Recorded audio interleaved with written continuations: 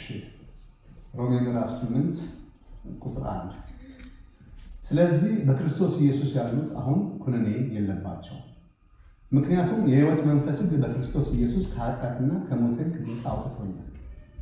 እዚህ ጋር ጳውሎስ ሊናገር የወደደው ምንድነው? በክርስቶስ ኢየሱስ ያሉ ኩነኔ የለባቸው። ለምን? በክርስቶስ ኢየሱስ ያለው የሕይወት መንፈስ ሕግ ከኃጢአትና ከሞት ሕግ አርነት አውጥቶናል፣ አርነት አውጥቶኛል ብሎ ይናገራል። ከዚህ በኋላ ነው እንግዲህ ምክንያቱን የሚዘረዝረው።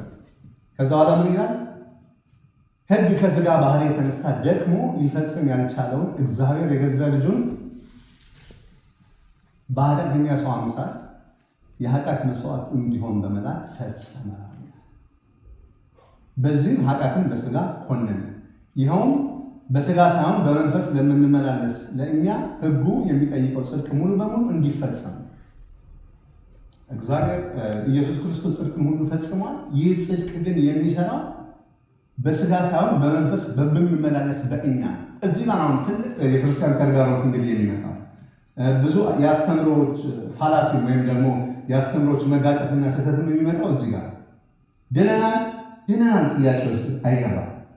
ባለፈው ሳምንት እንደተማርነው እግዚአብሔር እኛን ለጥፋት አይደለም የሚወደድ። እግዚአብሔር እኛን ያዳነን ከእሱ ጋር ለዘላለም አብረን እንድንኖር ነው። ይሄ ግልጽ ነው። የእግዚአብሔር ልብ አንደርስታንድ ማድረግ አለብን። የእግዚአብሔር ልብ ወደ ልጆቹ ፍቅር ነው፣ ወደ ልጆቹ ሰላም ነው፣ ወደ ልጆቹ ቸርነት፣ በጎነት፣ ሕይወት ነው። ይህ የእግዚአብሔር ሀሳብ ነው።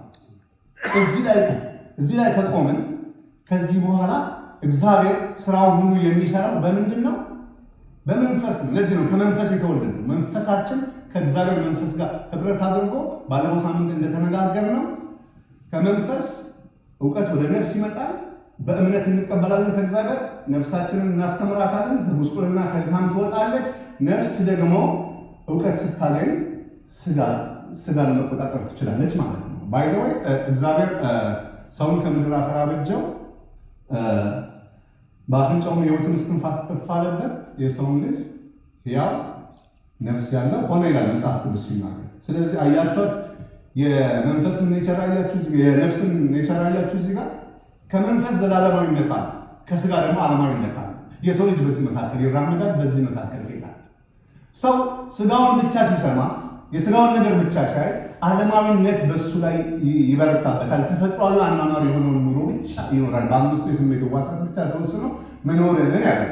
ከእንደገና ደግሞ ሰው ወደ መንፈስ ዓለም ደግሞ ጠቅልሎ ሲሄድ እዚህ ጋር ያለውን እውነተኛውን ዓለም ሊረሳው ይችላል። በምድር እንደማነው አሁን ድሮ በነበርንበት እምነት ሰዎች ወደ ገዳም ይሄዳሉ። ከሰው ሁሉ ተከልለው ለጽድቅም ያሉ የሚያደርጉት ከሰው ሁሉ ከዓለም ተለይተናል፣ ዓለም ቆሻሻ ናት፣ ዓለም መጥፎ ናት፣ ዓለም ብለው ያንን ህይወት ይጀምራል። ያም ኤክስትሪም ነው፣ ይህም ኤክስትሪም ነው።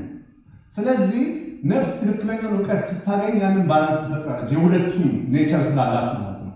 ከመንፈስ ለዘላለማዊነት አላት፣ ከስጋ ደግሞ አሁን የምንኖር ህይወት። ሰው በሚበላው በሚጠጣው የሚደሰተው ባላንስ ሲያደርግ ነው። ምግብ ብቻ ሊገዛ ደግሞ ነፍሳችን ካልተመገበ ከመንፈስ እሱም ችግር ነው። ከእንደገናም ደግሞ መንፈሳዊ ነን ብለን አመናፍሰን ብቻ ቁጭ አንልም። በምድር ነው ያለነው። ኢየሱስ ክርስቶስ ከዓለም አላወጣችሁም ነው ያለው። በዓለም ውስጥ ግን እንዴት መኖር እንዳለብን በደንብ ተነግሮናል። ስለዚህ ክርስትናና አኗኗር ምንድን ነው ካላችሁ፣ እኔ የሚገባኝ በመንፈስ አቅምና በመንፈስ ኃይል የስጋን አካሄድና የስጋን አመፀኝነት መቆጣጠር ማለት ነው እንጂ ወደ ሆነ ሃይማኖት ውስጥ መግባት አይደለም። ስለዚህ መጽሐፍ ቅዱስ ምን ይላል? መንፈስም ስጋም ሁለቱም የየራሳቸው ምኞትና ፍላጎት አላቸው። መንፈስም መንገስ ይፈልጋል፣ ስጋም መንገስ ይፈልጋል። ስለዚህ የፈለጋችሁትን ልታደርጓቸው እርስ በርሳቸው ስለሚቀዋወሙ አንዱ መግዛት አለ። ይሄ ግልጽ ነው። ወደ ክርስትናው ዓለም ስንመጣ ደግሞ ሊገዛ የተፈቀደለት መንፈስ ነው። ምክንያቱም የእኛ መንፈስ ከመንፈስ ቅዱስ ጋር ህብረት ስላለው ከእግዚአብሔር መስማት፣ ከእግዚአብሔር ማዳመጥ፣ ከእግዚአብሔር የሆነ እውቀት ማምጣት ይችላል።